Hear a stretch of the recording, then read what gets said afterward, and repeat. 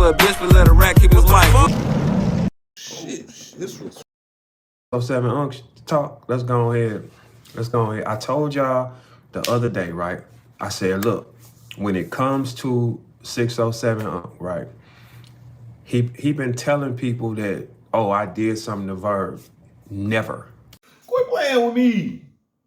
Y'all see 607 Unc that said he done sock or slap a Verb. Now, if y'all know what I know, you know, a Verb is one of them ones. Okay?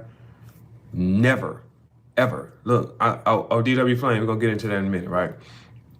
So, okay, first of all, let me get here. Let me show y'all right quick. You know, try to keep the people where they need to be. That's my brother. I fuck with that cat. I'm not that cat. I fuck with him. I'm from St. Louis. So I fuck with, what's his name? Who we talking about? He from sexual. Who the fuck we just talking about? I forget. What that St. Louis battle rapper name? Who we just talking about? Hit me holler. Yeah, hit me holler.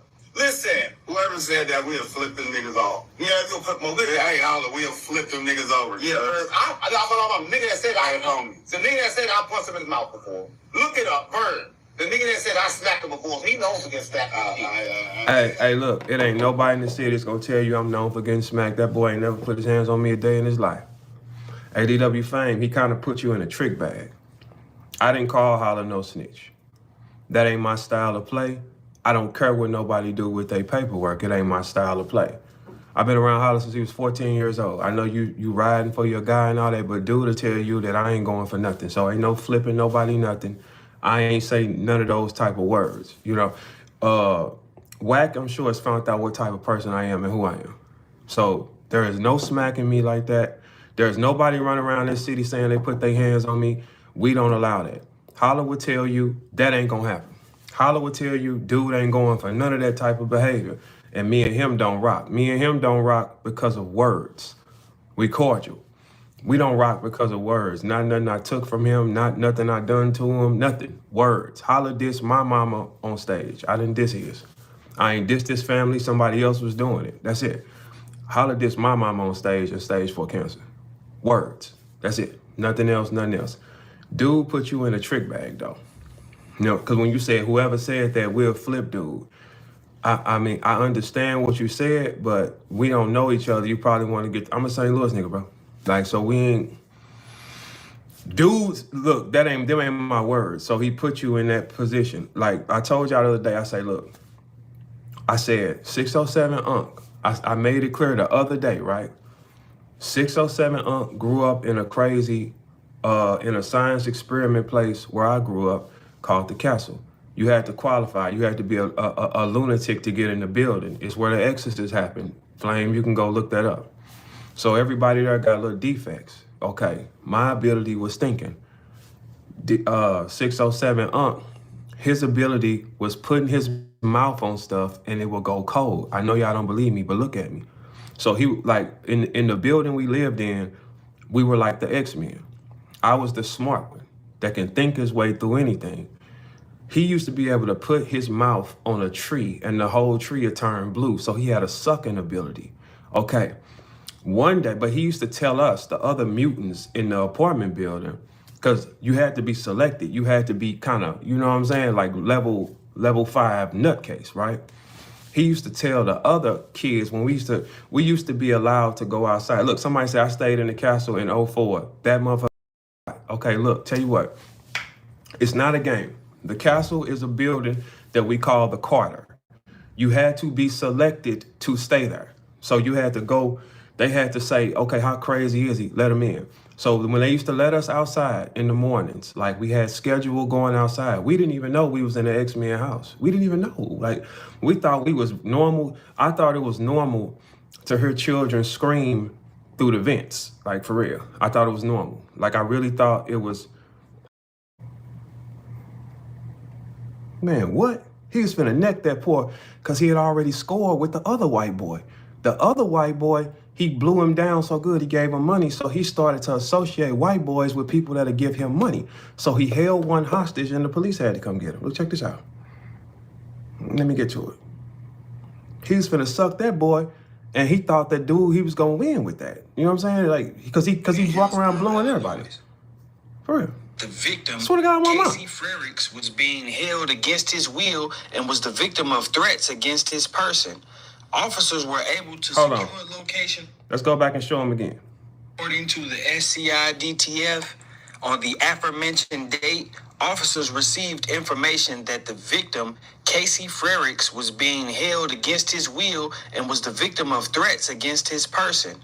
Officers were able to secure a location on Frericks' phone, which led them to the Magnuson Grand Hotel and Conference Center located at 19067 West Frontage Road, Raymond, Illinois. Upon arrival, officers made contact with the sales manager, Daniel Fenton, located at the hotel.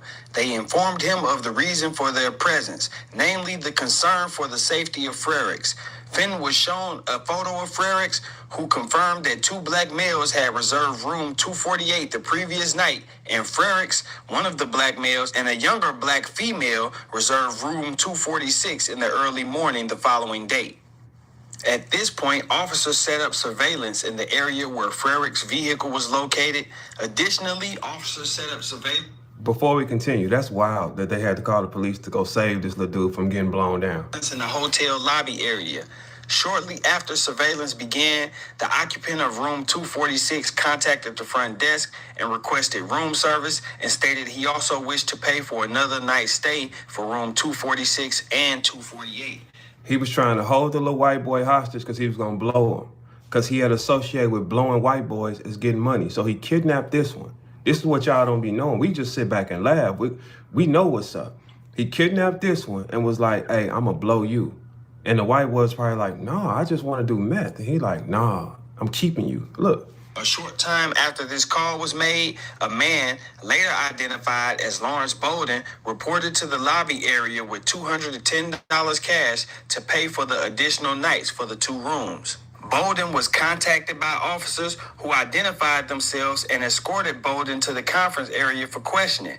Bolden was questioned whether he knew Casey Frericks, to which Bolden did not provide an affirmative answer. Bolden then stated that he knew Frericks, but denied knowing of his location. Bolden was asked about the last time he saw Frericks, which he did not provide a specific answer. Officers questioned if Frericks was in Bolden's room, to which he denied his presence in the room and also denied officers access to the room to search for him. Bolden was detained at this time. Officers made contact with Fenton again to obtain additional information about the occupants in room 248. A call was made to the room wherein a female answered the phone. She was asked to report to the front desk to have her keys revalidated. A black female, later identified as Lauren Bolden, reported to the front desk. She was met by officers and immediately taken over to the conference center where her father was being currently detained. Lauren Bolden was then questioned about the whereabouts of Frericks, to which she denied knowledge of same. She also denied the officers access to search her room in attempts for the officers to locate Frericks. Officers then spoke with So before we continue, the police pulled up. They like, man, where is this white boy at, man? We know you got him. And he was like, no, swear to God on my mama, I ain't never seen him. The poor little white boy was trapped because he was going to keep the little fella. Look.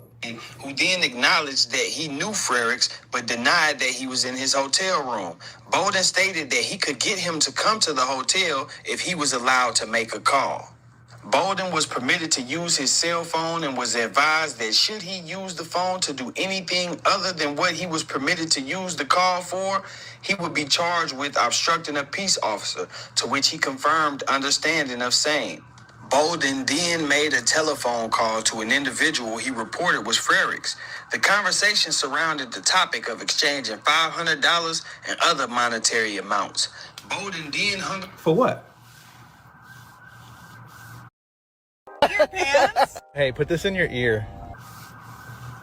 Now, I want y'all to understand where we going with this.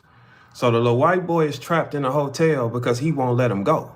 He won't let the little fella go because he like, he trying to get down with him, right? He like, nah, because I told y'all his ability was sucking shit his whole life. Like, for real. If you really think about it, any of y'all that know him, right? If you put any object in front of him, if he put his mouth on it, it's going to turn blue. That was his power. We're all, look, y'all, we're wacky. For real. That's why when somebody say, yeah, I used to smack him. Boy, not him. He's stone crazy. What you talking about? It'll never be a time. Hey, listen, I'm level 5 insane, bro. Level 5. So this right here, and he's insane. That's why when I talk shit to him, like, cause like he been pot shotting and playing with me for a while, and I'm like, I'm gonna get him when the time comes. This the time though. I got time today, cuz. Today I got time, cuz. Today I got time, cuz. Look, check this out. The phone and informed officers that Frericks was down the street as he had gone there when he noticed police in the area. A short time later, Bowden asked to speak with one of the officers alone. Hey, Mr. Police Officer, swear to God on my mama, can I talk to you by myself real quick? Can I talk to you by myself? He told the cop, hey, cop, let me talk to you for a second. Man, where's that white boy at, man? Fuck all that. Where's the little fella at? He like, no little fella is. This is what he went to jail for, y'all. Not a Jane. Bowden then began using his phone in a manner which appeared to be text messaging someone. Officers, fearing that Bowden was attempting to alert someone of the police presence, reached for Bowden's cell phone in an attempt to stop him from texting unidentified parties. Bowden pulled away, pushed the officer, and yelled that the officers could not take his cell phone. Okay, now look. So the police asked him, where's the little white boy? He was like, I don't know. Swear to God on my mama, stop playing with me. He said, but I can call him and I can get him to come. The police say, all right, man, go and call the little white boy. Call the little fella. He takes his phone and starts doing something else and starts to fight the police off when they find out he doing other stuff, trying to tell the little white boy to escape or something. He fought the police officers like, no, that's my white boy. That's my white boy. Keep in mind, he got a sucking ability. That's mine. That's mine. I'm telling y'all, I'm not making this up. Swear to God on my mama. Look. But even before that though, right? If you notice in his interviews, look how he just gets spaced out and he always got his mouth open. Because if you look at his pictures, his mouth, he holds his posture like this. So you got a verb, you got know how to manipulate content. Not only manipulate content, he know how to throw himself in them algorithms. He said something about Verb. You see Verb said something. Verb be doing a little bit of numbers. Verb is a battle rapper, so I'm pretty sure we all familiar with Verb. And he ain't going. Then you got 607 throwing DW Flame in the pot, manipulating the content, got him saying he a flip dude. The only person he talk about is a verb, and he don't even know he talking about a verb. So with this internet and this content ordeal situation, that could have DW Flame and a verb going at it, at least with words. You see what I'm saying? All because 607 I ain't gonna lie, he know how to manipulate the algorithm. You know how to throw himself in there.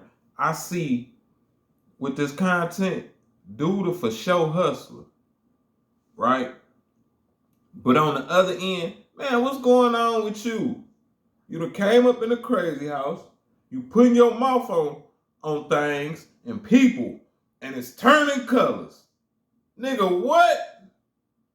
607 don't tell me out here going out like that. So I go to St. Louis and ask somebody about you. They gonna say you out there on that flimsy business and getting high? Man, you got to pick a struggle, nigga. But I'll be back with another one. Y'all let me know what y'all think about this. Quit playing with me.